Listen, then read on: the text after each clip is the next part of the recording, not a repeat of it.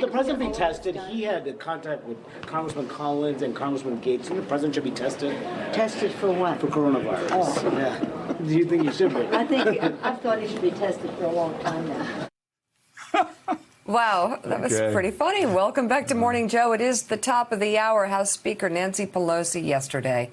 She also said there are no plans to close the Capitol or even change the congressional schedule. Though 7 members of Congress have been potentially exposed to the coronavirus, 6 of whom are now under self-quarantine.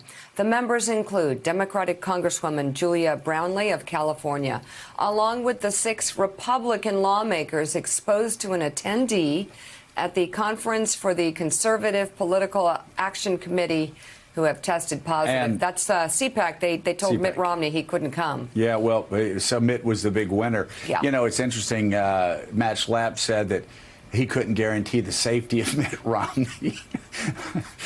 If he came Let's to CPAC, which right of course there. is frightening, could not guarantee the safety of Mitt Romney if he went to CPAC. It ended up Mitt Romney was the only one who was safe by not going to CPAC. So Mitt won, Matt 0. So, but Willie, listen, our thoughts are certainly with all of those people. Yeah. And hope that they're all okay. And certainly it's good they're self-quarantining. Good that they're self-quarantining. And I'm glad also that some of those people in that group are starting to take things seriously. There were a lot of people a week or two ago that were mocking this public health epidemic, this possible pandemic. I think CNN's already calling it a pandemic. They're certainly calling it a pandemic in Italy, where the entire country is being shut down now.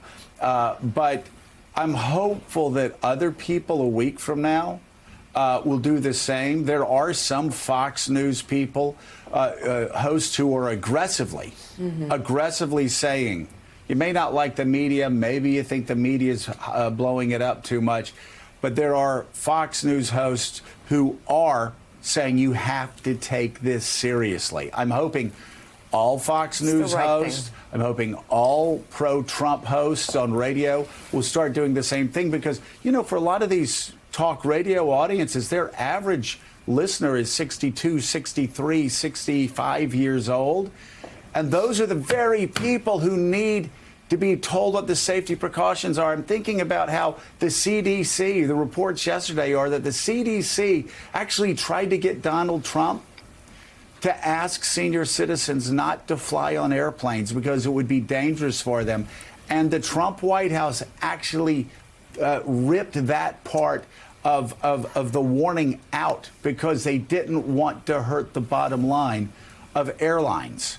They thought that the airlines, it might hurt the airlines financially. So they ignored an important bit of health advice from the CDC. So I'm hoping that this White House and that people who like Donald Trump and people on talk radio will start acting as responsible as some other hosts are starting to act now. Because, again, I'll just keep saying it again and again since they won't. Science. Senior citizens, as Dr. Fauci said, don't need to go on cruise lines.